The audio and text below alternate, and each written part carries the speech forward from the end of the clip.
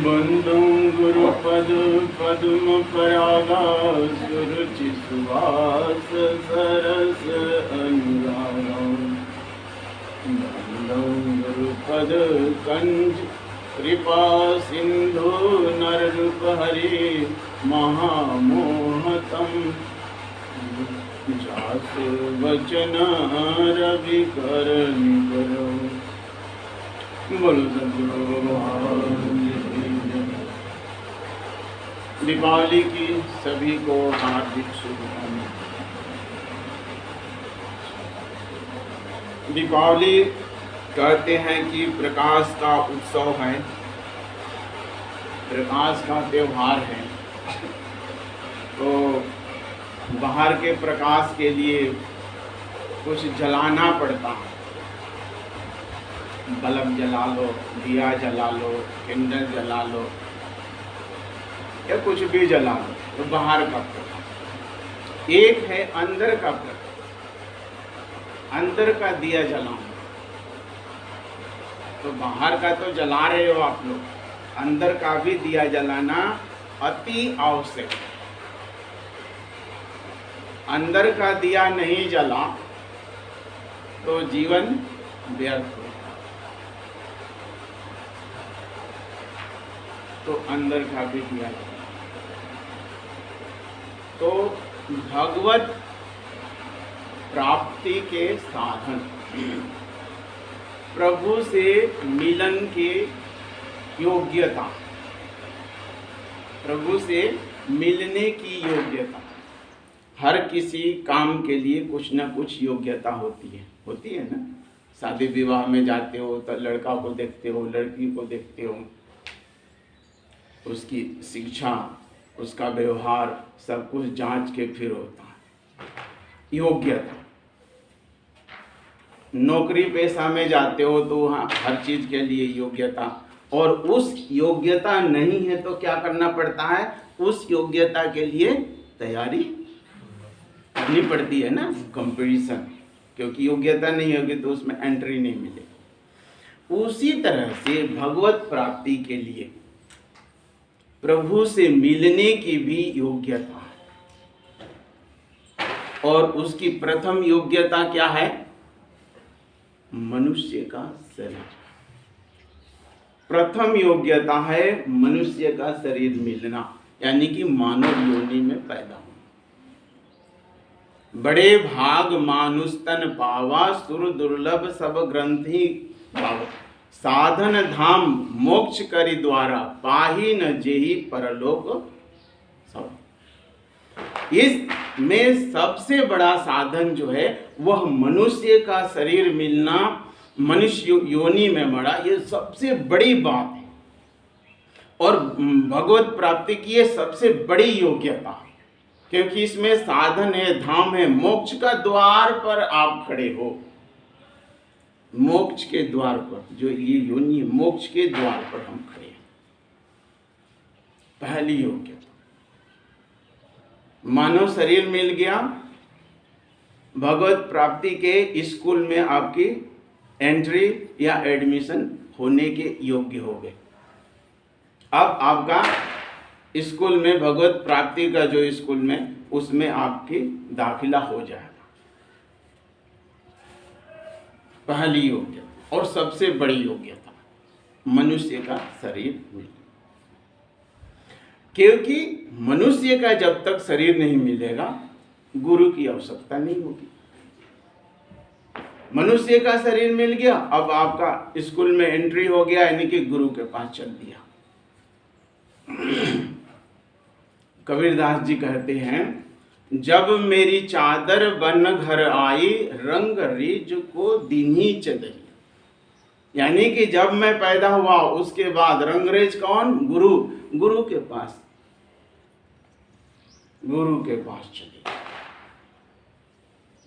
एक योग्यता बनानी है, गुरु के पास जाके ही योग्यता मिलती है ना। तैयारी करते हो, फिर उसमें एंट्री होती है, एग्जाम होता है, तो एडमिशन के लिए मानव शरीर गुरु के पास चले। अब गुरु के पास जाते हैं तो क्या होता है, पहला नियम है एडमिशन हुआ यानी कि दीक्षा। दीक्षा हुई, एडमिशन हो गई। अब दीक्षा तो हो गई। दीक्षा क्या है? अंधकार को क्षय करने का या पूर्व प्रारब्धों को काटने की कला, क्षय करना। पूर्व प्रारब्ध जो हमारे बने हैं कर्म, उसको काटना, क्षय करना। यहां से हम गुरु के सानिध्य में जा रहे हैं। दीक्षा हुई, गुरु के सानिध्य में जा। अब केवल जाने से तो नहीं होगा, योग्यता भी होनी पड़ेगी, योग्यता बढ़ानी पड़ेगी। योग्यता नहीं है जब भी तो हम गुरु के पास गए। अब गुरु के पास जाकर के क्या करना पड़ेगा? अपनी योग्यता को बढ़ाना पड़ेगा। तो पहला क्या है योग्यता? शिष्य हो गए, दीक्षा हो गए, शिष्य, समर्थ। सभी अवस्थाओं में गुरु के आदेश का पालन करना। परिस्थिति आपकी कोई भी है, परिस्थिति को नहीं, किसी भी अवस्था में हो, गुरु के आदेश को पालन करना। समर्थ, इसको कहते हैं समर्थ। कहते हैं ना, तुम्हारे में सामर्थ्य है क्या? मतलब चलने की योग्यता है क्या? झेल सकोगे क्या उस भार को? तो सामर्थ्य पहली चीज है, गुरु के आदेश को। और आदेश क्या है उसमें? शास्त्र अनुसार आदेश है, मनमानी आदेश नहीं। आदेश होगा शास्त्र अनुसार होगा। पहली योग्यता समर्थ। दूसरी क्या है? यति, जिसमें यति बोलते हैं ना, जिसमें मानस संयम हो, मानसिक रूप से मजबूत हो। जैसे बैठे तो यहाँ है, देख रहे हैं सब लोग बैठे हैं, लेकिन अनेक प्रकार की कल्पना चल रही है। अरे अभी इसके बाद ये काम करना है, उससे मिलना है, यहाँ पर जाना है, वहां पर, यानी कि मानसिक संयम नहीं है। बैठे तो हो आप यहाँ, लेकिन अनेक प्रकार की कल्पना चल रही है मन, तो उससे सफलता नहीं मिलेगी। ना तो यहाँ आप हो, ना जहाँ की कल्पना कर रहे हो वहां हो, कहीं भी नहीं। तो यति, मानसिक रूप से मजबूत, किंतु परंतु नहीं होना चाहिए, यति दूसरा। तीसरा क्या है? प्राज्ञ, जिस बेष्टि में मानसिक और गुरु की वाणी को समझने की क्षमता हो।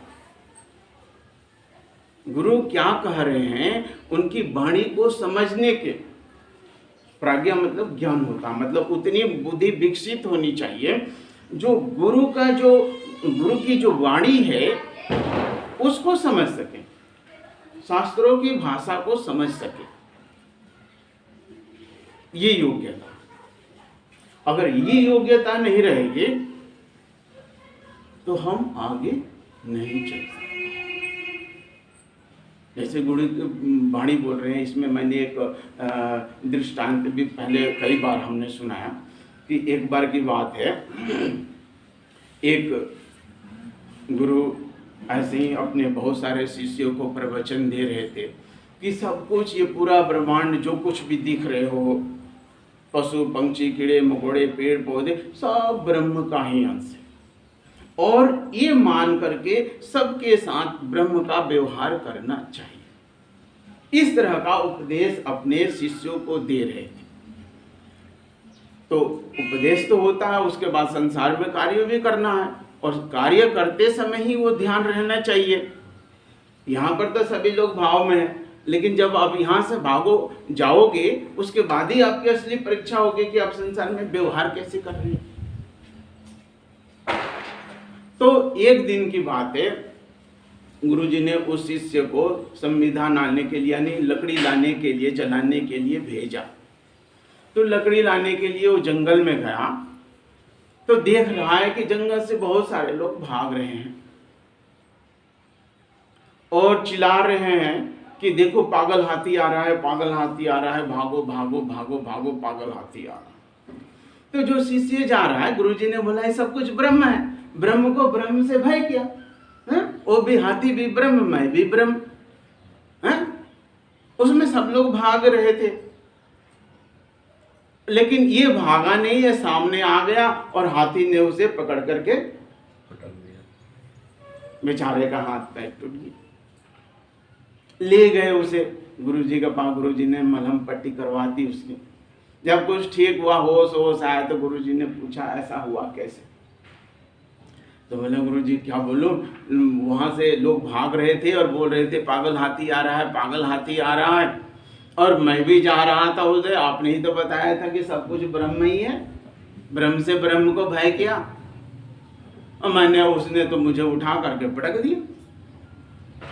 तो गुरुजी ने कहा कि जो लोग भाग रहे थे और तुम्हें ये कह रहे थे कि भागो भागो पागल हाथी आ रहा है, उनमें तुम्हें ब्रह्म नहीं दिखाई दिया, उसमें तुम्हें ब्रह्म नहीं दिखा, हाथी में तो तुझे दिखाई दे रहा था, लेकिन तुझे भागने के लिए जो लोग कह रहे थे उसमें तुझे ब्रह्म दिखाई नहीं दिया। तो ये है गुरु की वाणी को सही सही समझना, नहीं समझने के कारण उसका जीवन खतरे में पड़ गया। और क्या चाहिए, चौथा में क्या चाहिए, कैसा स्वभाव होना चाहिए? एक आध्यात्मिक साधक का एक शिष्य है जो वो भगवत प्राप्ति की लालसा रख रहा है, भगवत प्राप्ति का अनुभव का एक मन में उमंग है, एक आस है, उसका स्वभाव कैसा होना चाहिए? तो कहते हैं उसका स्वभाव शांत स्वभाव। बहुत लोग में चंचलता होती है ना, चंचलता नहीं, शांत, विनीत, विनय, शुद्धात्मा, शुद्ध हो, अंदर बाहर एक जैसे। कुछ लोग होते हैं ना, अंदर कुछ और बाहर कुछ और, वैसा नहीं चलते। और क्या, श्रद्धावान, श्रद्धा हो गुरु के अंदर, शास्त्रों के अंदर, परमात्मा का जो भजन कर रहा है उसमें उसका विश्वास, श्रद्धा। धैर्यशील, धैर्य भी हो, इतने साल से कर रहे हैं, कुछ भी नहीं कर रहे हो तो कुछ होगा ही, नहीं कर रहे हो तब नहीं हो रहा होगा, या करने में कहीं कोई खामी रही होगी। धैर्य, अगर चल रहे हो, हाँ मान लो मेरठ जाल रहे हो, मेरठ की तरफ चल रहे हो, तो दूरी तो कम हो ही रही है ना। पहुंचे नहीं हो, ठीक है, नहीं पहुंचे हो अलग की बात है, दूरी तो कम, लेकिन खड़ा हो गए हो, चलते चलते जाके कहीं जाके रुक गए हो, तब तो नहीं पहुंचोगे, पूरा जन्म बीत जाएगा, नहीं पहुंचा।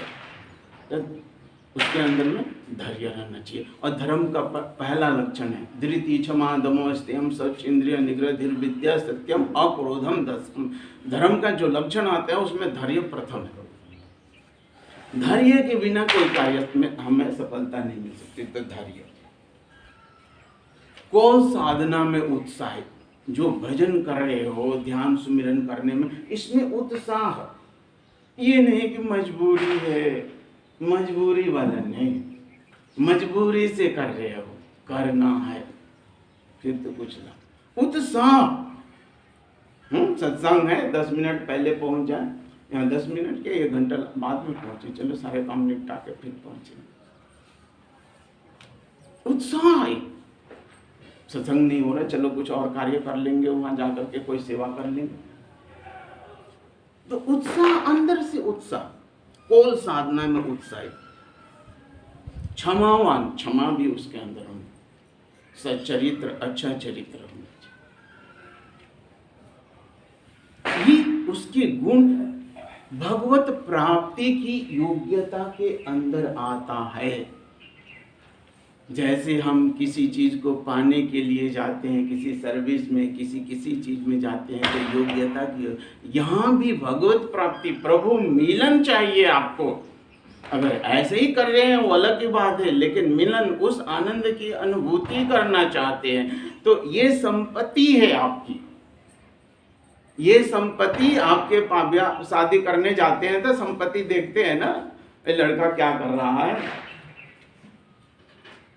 कितना है खजाना, यहां भी चाहिए आपके पास। योग्यता आपके पास होनी पड़ेगी। ये साधक की संपत्ति है। धैर्य, श्रद्धा, गुरु पूजनम, ये अंदर होना चाहिए। ये चीजें चाहिए आप। और ऐसे तो कहते हैं कि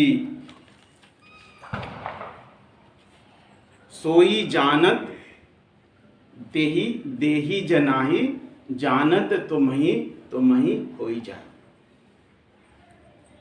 कहते हैं परमात्मा कि वही मुझे जानता है जिसको मैं जनाना चाहता हूं। ये सिद्धांत की बात है। वही मुझे जान सकता है जिसे मैं जनाना चाहता हूं। और मुझको जब जान जाता है तो मेरे जैसा ही हो जाता है। जानत तुम्हें हो जाए। तुम्हें जानकर तुम्हें, लाली देखन मैं चली, मैं भी हो गई लाल। कबीरदास जी किसको कहते हैं? वो देखने के साथ वो उसी के जैसा हो जाता। ब्रह्मविद ब्रह्मेव भवति। कहते हैं ब्रह्म की भावना लेता हूँ, ब्रह्म हो जाता है, बन जाता। तो उस आनंद की अनुभूति के लिए ये योग्यता होनी चाहिए। और क्या होनी चाहिए? और कहते हैं सट संपत्ति। साधक के पास सट संपत्ति होनी चाहिए। 6 प्रकार की संपत्ति शास्त्रों में बताया गया। वो 6 प्रकार की संपत्ति कौन सी है? तो पहला है सम। सम का मतलब मन का निग्रह, सारी तरफ से मन को हटा देना। संसार से मन को हटा करके प्रभु में लगाना। और सम का मतलब वही है कि ये संसार जो है, ये ब्रह्मांड जो है वो ब्रह्ममय है। ब्रह्म का ही ये अस्थूल रूप है। सम समझते हैं? बराबर, बैलेंस। ये ईश्वर का ही, ये ब्रह्म का ही अस्थूल रूप है। ये भाव मन में रहना। व्यवहार तो वैसे ही होगा जैसे जगत में कर रहे हो, लेकिन वही है कि ब्रह्ममय जगत। ये वेदात्मक जब जो हमें संसार में बताया गया है, समाज में जो बताया गया है, समाज में वो हटा देना, उससे मन को निग्रह कर लेना, अलग कर लेना और ब्रह्म भाव से पूरे संसार को देखना। पहली हो गया। दूसरी है दम, इंद्रियों को नियंत्रित रखना। इंद्रियों का नियंत्रण, संग, व्यवहार, दृष्टि, वाणी, इंद्रियों का निग्रह। क्या सुनना है, क्या नहीं सुनना है, क्या देखना है, क्या नहीं देखना है, किसका संग करना है, किसका संग नहीं करना। नियंत्रण, दम इसको कहते हैं। इंद्रियों पर नियंत्रण, नहीं कि कहीं बैठ गए, जो मर्जी वो सुन रहे हो, जो मर्जी वो देख रहे हो, जो मर्जी वो खा रहे हो, फिर तो आप साधक नहीं, आप साधन पथ पर नहीं चल सकते। आपके लिए साधन पथ ये नहीं है। सट संपत्ति आपके पास होनी चाहिए।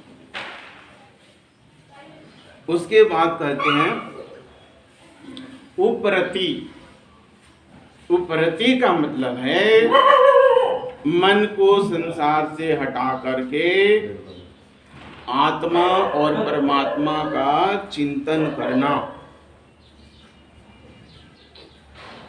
मन को परमात्मा में लगाना, बाह्य जगत से, इंद्रियों से मन को हटा करके प्रभु में लगाना। ये है ऊपर। उसके बाद आता है तितिक्षा। बहुत सारे लोग, अधिकांशी लोग मैं बोलूं तो भजन पूजा जो कुछ भी करते हैं, उसके पीछे उनका मुख्य मकसद सुख रहता है। और वो कौन सा सुख? संसारिक सुख, संसार का सुख। लेकिन भक्ति में जा रहे हैं हम, तो भक्ति क्या कहती है? नहीं, उपरति सुख दुख, सर्दी गर्मी, जो भी कष्ट आ रहा है, उस कष्ट को अपना कर्म समझ के सह लेना, या कहते हैं सहर्ष सह लेना, खुशी खुशी, दुखी होके नहीं, मजबूरी में, कहते हैं खुशी खुशी सह लेना। मेरे कर्म ही ऐसे थे क्या? या दूसरा, प्रभु यही चाह रहे हैं, प्रभु की चाह में मेरी चाह, जो दे रहे हैं ठीक। तो क्या कहते हैं? तितिक्षा, सुख दुख, सर्दी गर्मी, सबको अपना कर्म मान कर यह चाहते कि प्रभु की यही इच्छा, प्रभु की यही इच्छा, उसको सह जाना, शिकायत नहीं करो। यहाँ शिकायत करने वाले बहुत मिलेंगे। अशोक की इच्छा तो 99% की है, ज्यादा ही कुछ है। तो आनंद पाना है तो सुख की इच्छा छोड़नी पड़ेगी। उस प्रभु से मिलने का कुछ है कि जानो क्या है प्रभु, जो भ्रम मन में पड़ा हुआ है, उस भ्रम को तोड़ना है, तो ये संसारिक सुख वाली भाव छोड़ना पड़ेगा। संसार का सुख और दुख आए तो सह जाना है खुशी खुशी। उसके बाद आता है श्रद्धा। श्रद्धा क्या है? गुरु की वाणी में विश्वास, शास्त्रों में विश्वास। और गुरु की वाणी का मतलब क्या हुआ? जिसमें व्यष्टि और समष्टि, व्यष्टि और समष्टि सबका कल्याण हो, उसको गुरु की वाणी, उसको शास्त्र की वाणी बोलते हैं। गुरु की वाणी वह नहीं है, शास्त्र की वाणी वह नहीं है जो किसी एक ग्रुप का कल्याण कर रहा हो, वो शास्त्र नहीं कहा जा सकता। किसी एक ग्रुप का, किसी एक जाति के विशेष के लिए बात कर रहा है, वो शास्त्र की वाणी नहीं हो सकती है, वो किसी व्यक्ति विशेष की वाणी हो सकती है। शास्त्र का मतलब है व्यष्टि और समष्टि सबका जिसमें कल्याण हो रहा हो, वो शास्त्र होता है, वो शास्त्र की वाणी होती है। बाकी शास्त्र की वाणी मानने योग्य नहीं है। तो जिसमें व्यष्टि और समष्टि सबका हो, तो उस वाणी को लेकर के श्रद्धा और विश्वास रहना और उसको अपने जीवन में धारण करो। जब तक आप धारण नहीं कर रहे हैं, उसको श्रद्धा नहीं मानिए। श्रद्धा का मतलब नहीं है गए आप फूल माला चढ़ा दिए, 5 बार आपने चरण छू दिया, उसका श्रद्धा से कोई मतलब नहीं। श्रद्धा का मतलब है कि गुरु की वाणी को धारण, उनके उपदेशों को अपने जीवन में, आपके जीवन में उनके उपदेश दिखने चाहिए। जब आप समाज में रहते हैं, जब आप समाज में कार्य करते हैं, तो उनके विचार आपसे दिखाई पड़े, आपके कर्म में उनके विचार दिखाई पड़े, उसको बोलते हैं श्रद्धा। उसके बाद क्या आता है? छठा है समाधान। इसके बाद समाधान हो गया ना, समाधान हो गया, खाली मेरी समस्या का समाधान, कोई प्रश्न न रहना।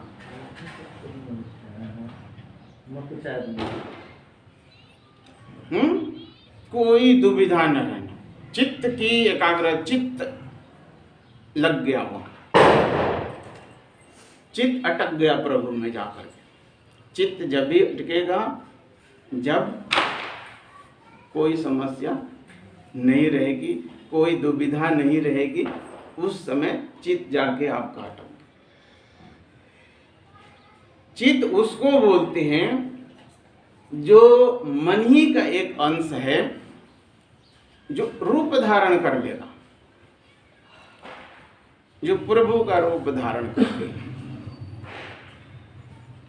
जाएगा सारी समस्याओं का समाधान।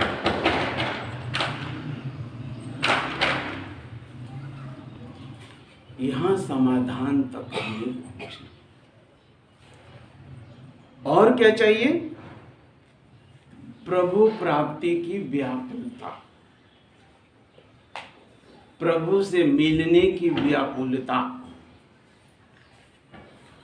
अब ना रहो मैं इस माटी के घर में, इब जाई रहो मैं प्रभु में भी। इस माटी के घर में अब मैं नहीं रहूंगा, मैं प्रभु में मिलना चाहता हूं।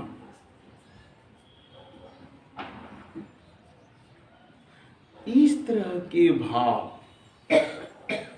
आज के समय में क्या समस्या हो गई है? गुरु बनाना, गुरु मानना एक ऐसे हो गया है जैसे बाजार में कोई सौदा बिक रहा है ना, उस तरह का हो गया। गुरु बना लिए, गुरु मान लिए, और क्या हो रहा है?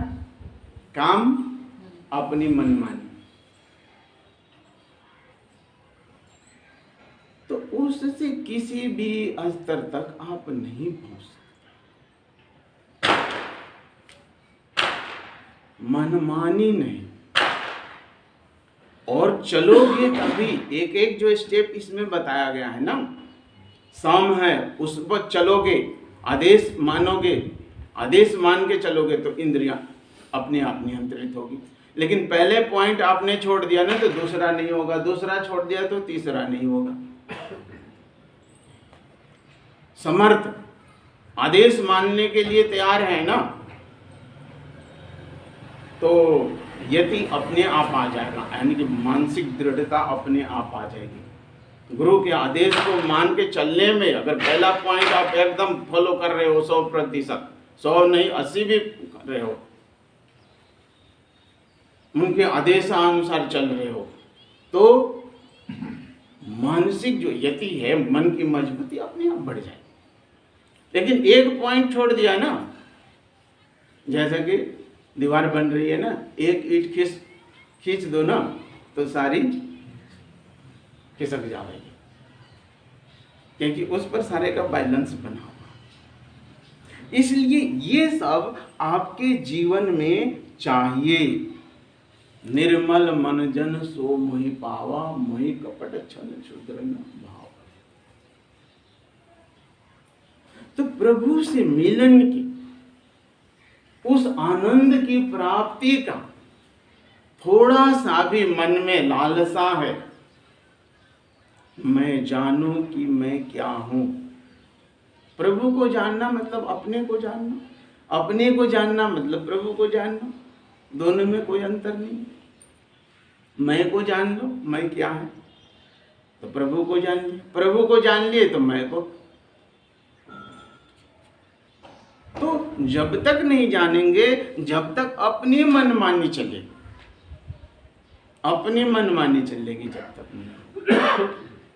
जैसे कि एक बच्चा जो है पढ़ रहा है और गुरु की आज्ञा अनुसार नहीं पढ़ रहा है, तो उसको सफलता नहीं मिलेगी। बार बार एग्जाम दे रहा है, बार बार उसकी असफलता हो रही है, क्योंकि सिद्धांत है एक उसमें तप बल चाहिए। तप बल जिसको बोलते हैं, उसमें तप बल चाहिए। कितना समय से आप कर रहे हो ये मायने नहीं रखता। संसार की सुख की लालसा आपको भागेगी ना जिस दिन, संसार का आकर्षण जिस वक्त ही नहीं होगा, उसी वक्त आपको अनुभूति हो। ये बाधक क्या है? बाधक हमारे आनंद की प्राप्ति में बाधक एकमात्र संसार है।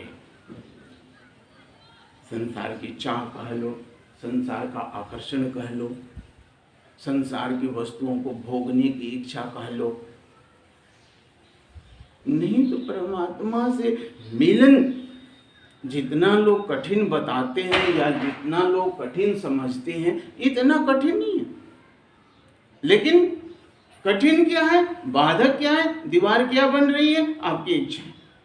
संसार सुख पहले चाहिए, भगवान बाद।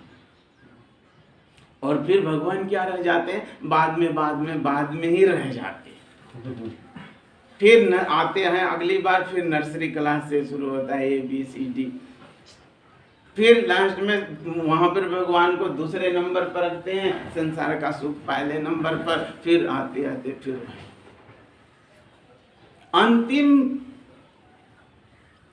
सहस्रा तक पहुंच ही नहीं पाते। स्थिति हमारे ये पंचभूतों तक, विशुद्ध चक्र तक, पंचभूतों तक ही हमारी स्थिति रह जाती है।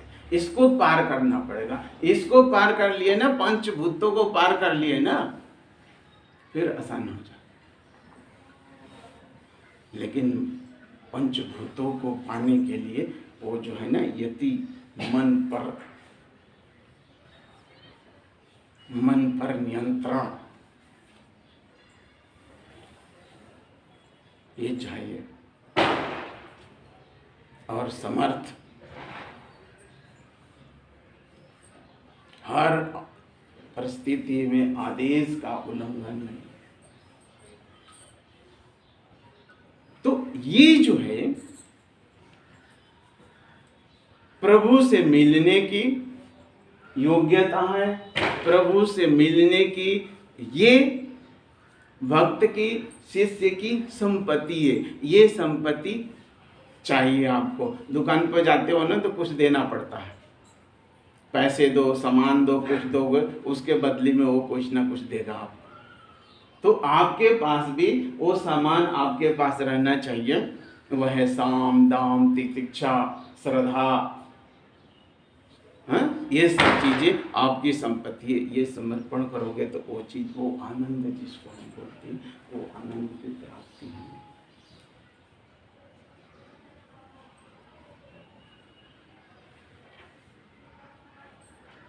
इसमें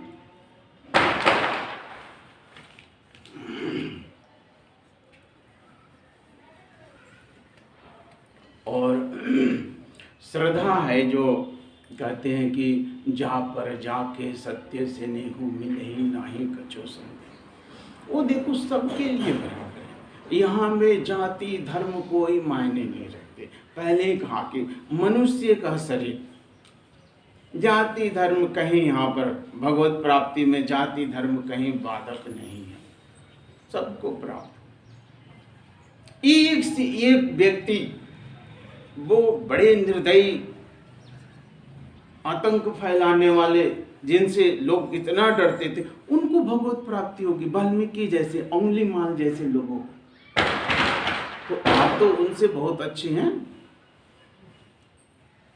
आप उनसे बहुत अच्छे हैं, लेकिन एक कमी है आप में। उनमें जो मानसिक बल था ना, वो आप में मानसिक बल नहीं है।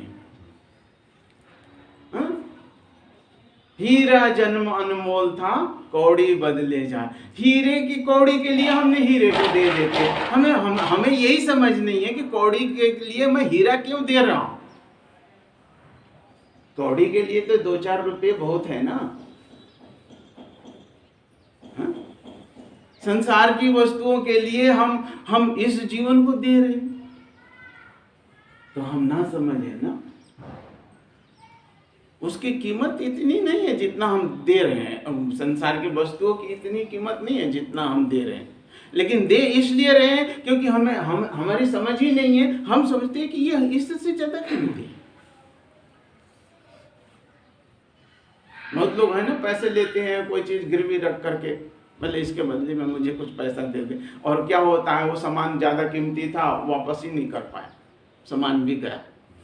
उसी तरह से आप लोग भाई इसको गिरवी रख करके, इसको गिरवी रख के संसार की वस्तुएं लिए जा रहे हो। तो इस बात को समझना, ये बहुत कीमती है। बड़े बोलते हैं 84 लाख योनियों पर मिलता है। इस पर विचार करना हो तो मिलते तो सभी को हैं। संसार की योग्यता उसमें मायने नहीं रख रही है। संसार की योग्यता बाधक नहीं है। संसार को पाने की इच्छा बाधक है उसमें, और इस चीज को समझना। तो आप लोग समझदार हैं, जो जो जिसकी इच्छा करता है ना, वो जा पर जाके सत्य से नहीं मिले ही ताही नाही कछु से। जो आप पाना चाहते हो वो मिलेगा, लेकिन बस उसकी योग्यता उसके बदले में दे दो, उसकी कीमत चुकानी पड़ेगी। दुकान पर जाते हैं ना, कीमत जो चीज जितनी कीमत दोगे वही वस्तु देगा वो। एक ही वस्तु कई कीमत की होती है, 1 लाख की, 1.5 लाख की, 2 लाख की, 5 लाख की, 20 लाख की।